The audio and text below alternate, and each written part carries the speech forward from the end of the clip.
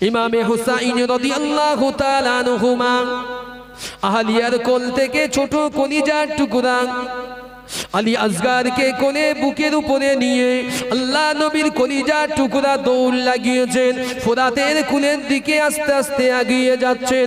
কলিজার টুকরা পানির পিপাসায় যেন চোখগুলো বার হয়ে আসে, পানির পিপাসায় জিভটা যেন বার হয়ে চলে আসে। ও যুবকেরা, আল্লাহ পাকের নবীর কলিজার টুকরা, আহলে বাইত কলিজার টুকরা সন্তানকে নিয়ে ইমামে হুসাইন হুজুর ওই ফোরাতের কোলের দিকে দৌড় লাগিয়েছেন। ফোরাতের কাছাকাছি গিয়ে যখন হাত দিয়ে আজলা ভরে, দুটো হাত দিয়ে আজলা ভরে পানি নিয়ে কলিজার টুকরার গালের কাছে নিয়ে গেলেন। ও যুবকেরা, দূর থেকে বেঈমানদের একটি তীরের আঘাত এসে হযরতে ছোট্ট আলী আসগার রাদিয়াল্লাহু তাআলা আনহুমা হুজুরের হুজুরের কেউ বলেছেন হুজুরের ঠোঁট মোবারক, কেউ বলেছেন গাল মোবারক, কেউ বলেছেন কপাল মোবারক। আল্লাহ নবীর কলিজার টুকরার এই কপাল কিংবা গাল মোবারকে বেদিনদের তীরটা এসে বিঁধে গিয়েছে। আল্লাহ পাকের নবীর কলিজার টুকরারা আর পানি খাওয়া হলো না। ও যুবকেরা, বাপের হাতে ছটফট করতে ছোট্ট বাচ্চা আলী আসগার ওখানেই তিনি দুনিয়ার জমিনে প্রাণ ত্যাগ করে আল্লাহর সাক্ষাতের জন্য চলে গেলেন। দুটি গাল দিয়ে তত্তর করে খুনগুলো ফুরাতের নদীর কূলে ঝরে পড়ে। ও যুবকেরা, আব্বাজান ইমামে হুসাইন হুজুর কলিজার টুকরা সন্তানটাকে হাতে করে বিবি শহর বানু আলিয়ার কাছে নিয়ে হাজির। তাঁবুর সম্মুখে নিজের গায়ের রুমালটাকে খুলে দিয়ে তাঁবুর সম্মুখে বিছিয়ে দিয়েছে। ও বিবি শহর বানু, ও আমার আলিয়া, তোমার কলিজার টুকরা আলী আসগারকে আমার কাছে দিয়েছিলে একটু পানি পান করানোর জন্য। ও আমার বিবি, এই নাও তোমার কলিজার টুকরা চিরজনমের মতো পানিটা পান করে নিয়েছে। বিবি দৌড়ে বার হয়ে এলো তাঁবুর ভিতর থেকে। আম্মা জান শহর বানু জোর করে বাইরে বার হয়ে এলেন। ডুকরে কাঁদতে লেগেছেন। আমার কলিজার টুকরা, ওগো আমার স্বামী, আমার কলিজার টুকরা পানির পিপাসায় কাতর, একটু পানি পান করাতে ওই জালিমরা দিল না। আল্লাহ পাকের নবীর কলিজার টুকরা ইমামে তাওহীদ ইমামে হুসাইন রাদিয়াল্লাহু তাআলা আনহুমা নিজের কলিজার টুকরা সন্তানের রক্তগুলো হাতে নিয়ে, লাশ মোবারক তাঁবুর সামনে রক্তগুলো হাতে নিয়ে ওই ফোরাতের কুলে কারবালার জমিনে হুজুর আবার ছিটিয়ে দিয়ে বলেছিল, ও রব্বুল আলামিন, আল্লাহ আপনার নবীর পরিবার আমরা গোলাম আহলে বাইত, আমাদেরকে ভালোবাসা হলো ঈমানেরই অঙ্গ। আল্লাহ পাক এই জালিমরা এক আমার সঙ্গে এই ব্যবহার করলো। কলিজার টুকরা, ও আমার কলিজার টুকরা আলী আসগার, তুমি শুনে রেখে দাও, দুনিয়ার জমিনের জালিমরা তোমাকে এক ফোঁটা পানি পান করতে দিল না। দুনিয়ার জমিনের এই জালিমরা তোমাকে এক কাতরা পরিমাণ পানি দিল না। তুমি চিন্তা করো না, তুমি তো আল্লাহর সান্নিধ্যে চলে গিয়েছো। ও আমার কলিজার টুকরা, আমি ইমামে হুসাইন, আমি আমার চোখে দেখতে পেলাম আমার নানু জান ইমামুল মুরসালিন রাহমাতুল লিল আলামিন বিশ্বনবী জান্নাতের চৌকাঠে তোমার জন্য জান্নাতের পানির পেয়ালা নিয়ে জান্নাতের চৌকাঠে তোমাকে পানি পান করানোর জন্য আমার নানু জান দাঁড়িয়ে আছে। জোরে বলেন সুবহানাল্লাহ, আরো জোরে বলেন সুবহানাল্লাহ। ও হযরতে আলী আসগার, ও আমার কলিজার টুকরা, চিন্তা করো না বাবা, তুমি তো চলে গেলে, আমার নানু জান জান্নাতু হামাতুল লিল মুমিনিন জান্নাতে দাঁড়িয়ে জান্নাতি পানি তোমার জন্য নিজে হাতে পান করাবেন। জোরে বলেন সুবহানাল্লাহ। বাপের সান্ত্বনা এতটুকুই ছিল যে আমার সন্তান কলিজার টুকরাকে আমার নানা রাসূলুল্লাহ স্বয়ং জান্নাতের সুরা পানি পান করাবেন। আমাদের যারা আজকের দিনে খামোখা রাজনৈতিক বলেন, পারিপার্শ্বিক বলেন, সামাজিকভাবে যারা শহীদ হয়, রাস্তার ধারে বেদি তৈরি করে দিয়ে একটা মালা দিল, কাক এসে তার ভিতরে মালায় প্রস্তাব করে যায়, পাখি এসে পায়খানা করে যায়, আমরা বলি শহীদরা। আচ্ছা, এই শহীদ আর ওই শহীদ কি এক মনে হয়? হ্যাঁ, এক হুজুর ওয়াজ করছে আল্লাহর নবীর মেম্বার আর মেহরাব সম্পর্কে, যে নবীর মেম্বার উনি বুঝতে পারেনি, বলে হুজুর আমাদের মেম্বার খুব বদমাইশ, আর মেম্বার ছিল সেই মাজলিসে। কথা বুঝতে পারলেন না?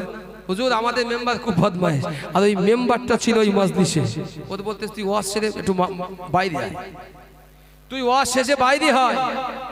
হুজুর বলছে বাবা ও ভুল করেছে, বুঝতে পারেনি এ মেম্বার হচ্ছে নবিয়ানা মেম্বার, রাসূলের মেম্বার আর মেহরাব এই দুটো আলাদা জিনিস, এক নয়। কথা বুঝতে পারলেন না? যে জায়গায় দাঁড়িয়ে খুতবা দেয় আর যে জায়গায় নামাজ পড়া হয়, এই দুটোর এক একটা ভাগ আছে, পোরশন আছে, ইমাম সাহেবরা জানেন, এই দুটো মেম্বার আলাদা। আচ্ছা এত ওয়াজ শুনছেন, এত মাহফিল শুনছেন, সার্থকতা আপনাদের মেনে নিলাম। এবার আপনি সার্থকতার জমিনে হাত দিয়ে একটু শুনে বলেন দিনই, এত ওয়াজ এত মাহফিল শোনার পরেও এই যে মানুষগুলো ওয়াজে বসেছেন এই সবাই কি নামাজি? হুজুর এইবার আগের কথা বলতেছেন কেন? এতক্ষণ ভালোই ওয়াজ করেছেন শুনেছি, এইবার এই কাঠি দিচ্ছেন? আমি কাঠি দেইনি ভাই, এই আপনারা যারা ওয়াজ শুনেছেন এতগুলো মানুষ, ওই মায়েরাও আছে ওখানে, সকলেই তো নামাজি। এই কথা বলেন না নামাজি। লজ্জার কোনো কারণ নেই, আমার দেখাতে হবে না, আমার আল্লাহর ফারিস্তা দেখছে এখানে বসে। আমি আগেই বলেছি তিরমিজির হাদিস, মাজালিসুল কোরআন মাজালিসুল্লাহ, আল্লাহর ফারিস্তা এই জায়গায় আছে, এটা আল্লাহর মাহফিল, আল্লাহর কোরআনের মাহফিল। যে মাহফিল আল্লাহর কোরআনের আলোচনা হয়, আল্লাহর আলোচনা হয়, ওই মাহফিলটা আল্লাহ বলছে আমারই মাহফিল। একবার জোরে বলবেন না? একটু মহব্বত করে বলবেন না? নারে তাকবীর। এতগুলো মানুষ মাহফিলে বসেছে, নামাজি নয় আপনারা? এই নামাজি যদি না হন কিসের জন্য? হাই হোসেন না হাই হাসান? জি, হাই হোসেন না হাই হাসান, কোনটা? আমরা কোন নামাজি? হোসাইনের নামাজি। আজকের দিনে বসিরহাট শাকচুরের দিকে আপনি গিয়ে দেখবেন, ওখানে শিয়া আছে, ওদের কাজ হচ্ছে হাই হাসান আর হাই হোসাইন। ওদের কাজ হলো গা কাটা, এটা কাটলি নাকি ফুরাতে ইমাম হোসাইনের রক্তের দাম এখান থেকে আদায় করতে হবে, আর ঘোড়া বানিয়ে পানি দেওয়া হবে প্রত্যেক পথ চলতি মানুষের দিলে। কারবালায় যে ফোরাতের পানিগুলো বন্ধ করা হয়েছিল নবী পরিবারের জন্য, এখান থেকে আমরা যদি পান করি নবী পরিবার পেয়ে যাবে। বিজ্ঞানের যুগ, সায়েন্সের যুগে মানুষ এত বোকা বব্বর হতে পারে এখনো পর্যন্ত ভাবা যায় না। নবী মুসা অভয় পেলেন, কত কথা হচ্ছে কেন? কি হলো মায়েরা? আপনারা চুপ করে যান, অত কথা বলেন কেন? এখানে তো মুরগি হাঁস বিক্রি হয় না, একটু চুপ করে যান, একদম চুপ করেন। আল্লাহর নবী সাইয়্যিদিনা নবী মুসা কালিমুল্লাহ আলাইহিস সালাম অভয় পেলেন। আমার দিকে চান, ওদিকে কান দেন না। আপনার বাড়ির লোক যদি থাকে তা বাড়িতে গিয়ে একটু বলবেন যে খবরদার বাইরে কাটা আমি করতে নেই, অত তো আমার সামনে বলতে হবে না। আমার দিকে চান। আল্লাহর কাছ থেকে অভয় বাণী পেলেন, সাহায্য পেলেন, প্রতিশ্রুতি পেলেন নবী মুসা আলাইহিস সালাম। উম্মত পেরেশান পিছনে, আমরা বাঁচবো কি করে? বিরাট বাহিনী আমাদেরকে তাড়া করছে, আমরা তো এক্ষুনি মারা যাব, বাঁচবো কি করে? নবী মুসা বললেন চিন্তা করো না, লা তাখাফ ওয়া লা তাহজান। আল্লাহ বলেছেন ভয় করতে, খৌফ করতে বারণ করেছেন, কোনো চিন্তা নেই, সামনে চলো, আমি তোমাদের লিডার, তোমাদের সর্দার, আমি তোমাদের নেতা, আমি হলাম সাইয়্যিদিনা মুসা। আল্লাহ আমাকে পাঠিয়ে দিয়েছেন, বলেও দিয়েছেন চিন্তা করো না, তোমাদের পার করার দায়িত্ব আল্লাহ নিয়েছেন। জোরে বলেন, একটু চিল্লে বলেন সুবহানাল্লাহ। আল্লাহ নবী মুসা কালিমুল্লাহ গিয়ে ওই লোহিত সাগরের একদম বুকে গিয়ে নিজের লাঠিটা গিয়ে খুব সজোরে আঘাত করলেন। যেই না আঘাত করেছেন, ফেরেশতা জিবরিল আমিন আলাইহিস সালাম তিনি তার ডানাও ঝাপটা দিয়েছেন। একটি রিওয়ায়াত, সাথে সাথে ভূমধ্য লোহিত সাগরের মধ্য বরাবর একদম ফাঁক হয়ে পানি নিচ থেকে নিয়ে পুরো একটা বিরাট রাস্তা আমার আল্লাহ বার করে দিলেন। জোরে বলেন সুবহানাল্লাহ। টোটাল উম্মতি টোটাল নবী মুসা এক এক করে পার করে দিচ্ছে, চলো সবাই চলো, সব চলে গেল। ওরা প্রায় শেষের দিকে গিয়েছে, ফিরাউন বাহিনী একদম পিছে পিছে, একদম কাছাকাছি। ফিরাউন এসে চিন্তা করছে কি সর্বনাশ, আজ পর্যন্ত এতদিন রাজত্ব করছি, এত ক্ষমতা আমার, কিন্তু আজ পর্যন্ত দেখিনি লোহিত সাগর ফাঁক হয়ে রাস্তা হতো। এ কি সর্বনাশ, এ কীর্তি নিশ্চয়ই মুসার খোদা, এই কীর্তি নিশ্চিত ভাবে মুসা আর মুসার খোদা, মুসার আল্লাহ। এ তো জায়গা নেই, কিন্তু এ তো সমুদ্র, কি করে যাওয়া যায় চিন্তা করছে। ঠিক এই সময় কিতাবে আরেকটি রিওয়ায়াত এসেছে, ফেরেশতা জিবরিল আমিন আলাইহিস সালাম আল্লাহ পাকের সম্মানিত ফেরেশতা ফিরাউনের একজন সৈন্য বেশে সামনে এসে বললে, এ আমাদের প্রভু, চলো, চিন্তা করো না, তোমরা ভয় করো না, এসো, এই রাস্তাটা আমাদের জন্য হয়েছে। যেই না বলেছে, সঙ্গে সঙ্গে দেখতে ফিরাউন সমস্ত সেনাবাহিনী এবং নিজে ওই রাস্তার ভিতরে নেমে গিয়েছে। ওদিকে যেই না আল্লাহর নবী মুসা কালিমুল্লাহ যেই শেষ করেছে পা, আল্লাহ হুকুম দিলেন, সাথে সাথে জিবরিল আবার ডানার ছটা মারলেন। যেই না ডানার ছটা লোহিত সাগরে পড়ল, গোটা ফিরাউনের সদল বল জাতি সহ আল্লাহ লোহিত সাগরের পানিতে ওদেরকে ডুবিয়ে দিলেন। একবার জোরে বলেন, একটু চিল্লে মোহাব্বত করে বলতে পারলেন না? একটু তাকবীর দেন, নারে তাকবীর, নারে তাকবীর। ফেরাউন পানি খাচ্ছে, ডুবছে। কেউ কেউ রিওয়ায়াত বলেছেন ফেরাউন নাকি সেই সময় মনে ইরাদা লেছিল যে আজকের আমি এই মুহূর্তে নবী মুসার খোদার উপরে ঈমান আনবো। যেই না বলেছে ফেরেশতা ওই আপনার লোহিত সাগরের কাদা নিয়ে নাকি ফেরাউনের মুখে দিয়ে বলেছে, শোন, তোর মতো বেঈমানের আমার আল্লাহর দরকার নেই, বরং তুই যে অবস্থায় রয়েছিস সেই অবস্থায় দুনিয়া থেকে বিদায় হ। তোকে আমার আল্লাহ দুনিয়ার জমিনে মিসাল করবে। আজও আমার আল্লাহ মিশরের জমিনে ফেরাউনকে মিসাল বানিয়ে রেখে দিয়েছেন। যেদিন ফেরাউনকে সদল বলে ডুবিয়ে দেওয়া হলো, নবী মুসার কওমকে আল্লাহ হেফাজত করলো, নাজাত দিল বনি ইসরাইলকে, সেই দিনটাও ছিল এই আশুরার 10 তারিখ। একবার জোরে বলেন সুবহানাল্লাহ। তারপরে পরে অনেক রিওয়ায়াত হয়েছে, আপনারা অনেক কিতাব পড়েছেন। আমরা প্রত্যেকেই জানি নবী ইউনুস আলাইহিস সালাম, ইউনুস ইবনে মাত্তা, যিনি মাদায়েন প্রদেশ ছিলেন, নবী ছিলেন, উনিও দীর্ঘদিন যাবত উম্মতদেরকে তিনি দ্বীনের দাওয়াত দিয়েছেন। উনিও বলেছেন, ইন্না আওহাইনা ইলাইকা কামা আওহাইনা ইলা নূহ ওয়ান নাবিয়িনা মিন বা'দিহি। তিনি বারবার করে তার জাতিকে বলেছিলেন আল্লাহকে মেনে নাও, তার জাতিও আল্লাহকে মানেনি। কোন একটা তারিখে ইউনুস নবী আলাইহিস সালাম জাতিকে ছেড়ে দিয়ে হিজরত করে চলে যাচ্ছিলেন। মনে রাখা দরকার একটা কথা, বুঝে নেন, জাতিকে কোনো নবী ছাড়তে পারে না যতক্ষণ পর্যন্ত আল্লাহর হুকুম না আসে। কি বললাম? যতক্ষণ পর্যন্ত আল্লাহর হুকুম না হবে ততক্ষণ পর্যন্ত কোন নবী তার জাতিকে ছেড়ে দিয়ে কখনো হিজরত করতে পারে না। আমার নবীকে আল্লাহর পক্ষ থেকে হুকুম হয়েছিল, তাই আমার নবী মক্কার নিজের জন্মভূমি ত্যাগ করে হিজরত করে মদিনায় গিয়েছিল। যদি বলেন সুবহানাল্লাহ, এটা আল্লাহর হুকুম। নবী ইউনুস আলাইহিস সালাম আল্লাহর হুকুমকে মানল না। উনি আল্লাহর কথা চিন্তা করেনি, উনি মনের দুঃখে ক্ষোভে উম্মতটা এত বলে বলে মুসলমান হয় না, আল্লাহ ওয়ালা হয় না, দূর করে উনি চলে যাচ্ছেন। যেতে যেতে যেতে যেতে উনি একটা সমুদ্রের চলতি পথে, আমরা যেরকম বলি নৌকা বা জাহাজ পারাপার, চলতি পথে একটা নৌকা পেয়েছেন বা জাহাজ পেয়েছেন। উনি ওর ভিতরে উঠেও বসেছেন।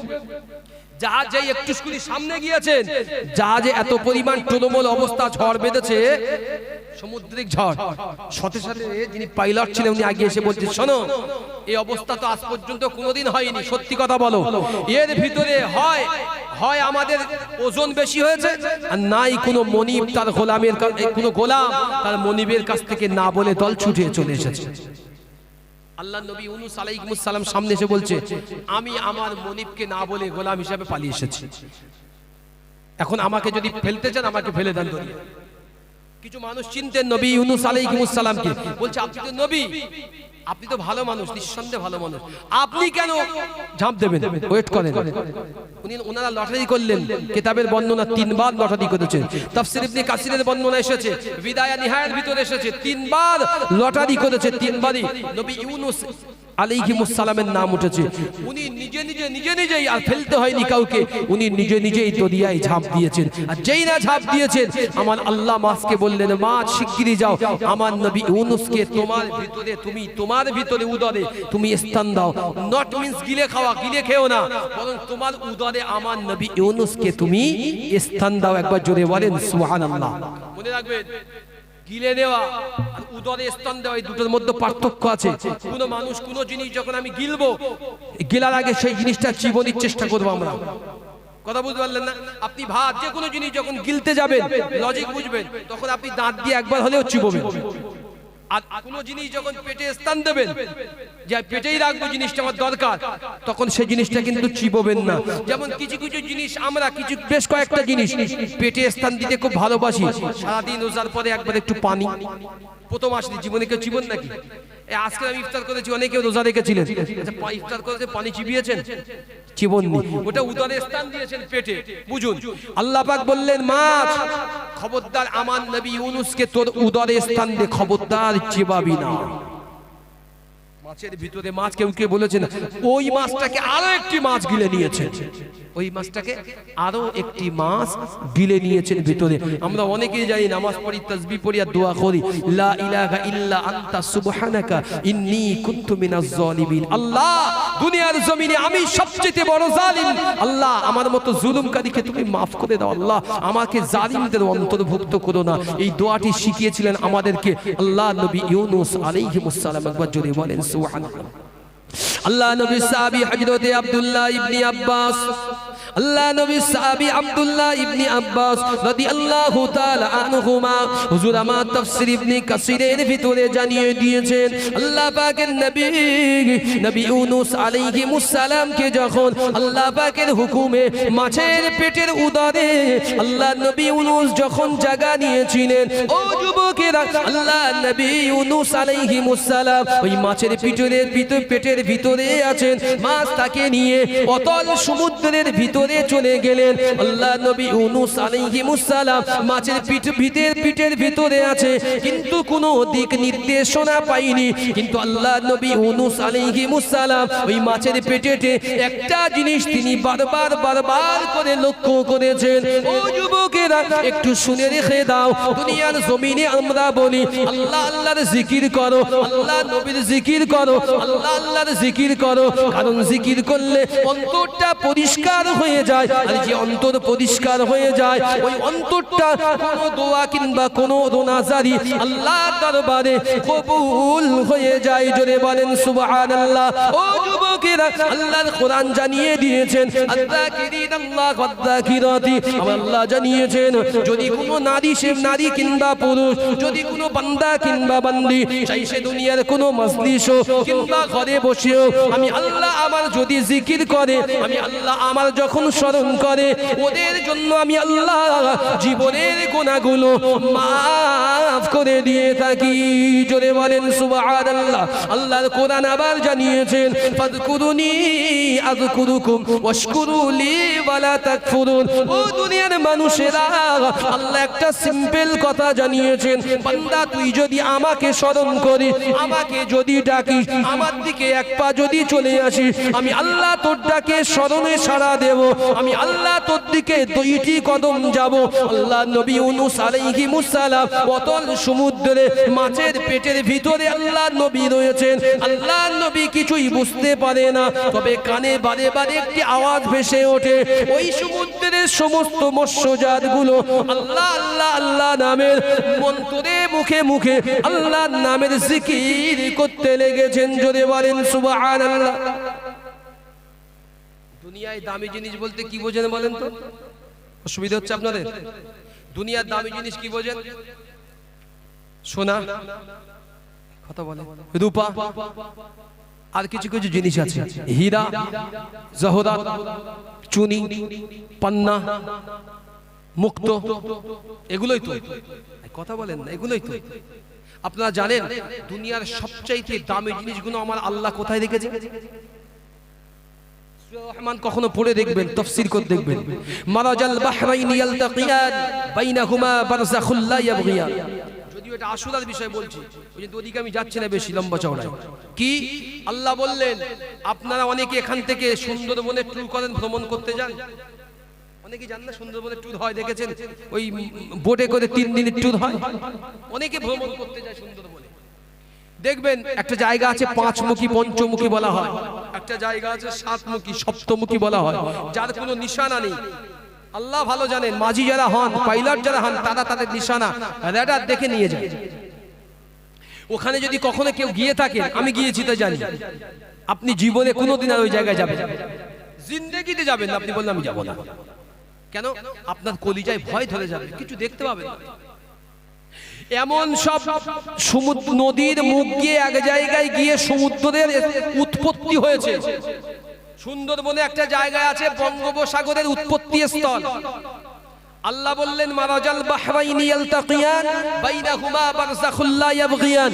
আমি আল্লাহ সমুদ্রের যে সমস্ত উৎসস্থল থাকে ওই উৎসস্থলের নিচে পাদদেশে আমি আল্লাহ শৈবাল, আমি আল্লাহ শামুকের ভিতরে, শৈবালের ভিতরে ছোট্ট ছোট্ট শামুক বড় বড়, ওর ভিতরে ছোট্ট সুন্দর গোশত, ওই গোশতের ভিতরে আমি আল্লাহ ছোট্ট ছোট্ট মুক্তা, চুনি, পান্না, হীরা, জহরাতের ভিতরে রেখে দিয়েছি। যদি বলে কে রেখে দিয়েছে? আল্লাহ রেখে দিয়েছেন। আচ্ছা ওদের খাওয়া লাগে না?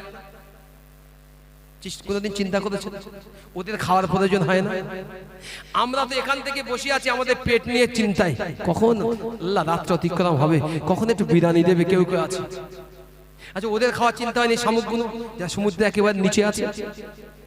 আল্লাহ বলছে বান্দা তুই তো চিন্তা করিস, পেরেশান হোস, আর আমি আল্লাহ আমার রাজ্জাক নামের ওসিলায় গোটা সৃষ্টি জগতে ব্রহ্মাণ্ডে আমি আল্লাহ প্রত্যেকটা সৃষ্টি জীবের কাছে আমি আল্লাহ আমার কুদরতি রিজিকগুলো পাঠিয়ে দিয়ে থাকি। যদি বলে কাউকে আমি আল্লাহ নিরাশ করি না। আমি আর আপনি বড্ড নিরাশ হই, আমাদের কি হবে, কাল কি খাবো, কাল কি খাবো জানেন? বললে রেগে যাবেন হয়তো। যে নবী সুন্নাতের উপরে এই মুসলমান এত মোহাব্বত করে, সুন্নাতের উপরে এত আদর্শিত, সেই সুন্নাতে নবাবী নবী জীবনে ঘরে কাল কি খাবো এমন খাদ্য রেখে আল্লাহর নবী কোনোদিন ইবাদত করেননি। বোঝা গেল? আবু যার গিফারি একটি বর্ণনা শুনেন, আল্লাহর নবীকে কোনোদিন আমি দেখিনি। হযরত আনাস বিন মালিক রাসূলের গোলাম খাদিম, তার বর্ণনা, আমি নবীর সঙ্গে এতদিন ছিলাম, 10টি বছর, কেউ বলেছে 15টি বছর আমি কাটিয়েছি, আমি আল্লাহর নবীকে কোনোদিন দেখিনি। আল্লাহ রাসূল বিবিদের নিয়ে দস্তরখানে ভালো আটার রুটি আর কোনো ভালো গোশত দিয়ে আল্লাহ রাসূল আহার করতে আমি আনাস কখনো দেখিনি। আমি আনাস কোনোদিন দেখিনি যে আমার নবী এত ভালো আহার করছে। আর আমরা উম্মত, আমরা ভালো থেকে অতীব ভালো, তার চাইতে ভালো কিভাবে পাই এই চিন্তা আমরা সর্বদা মশগুল থাকি। আল্লাহ আমাদের হেফাজত করে। সকলেই বলি আল্লাহুম্মা আমিন। একবার দরুদ শরীফ আল্লাহুম্মা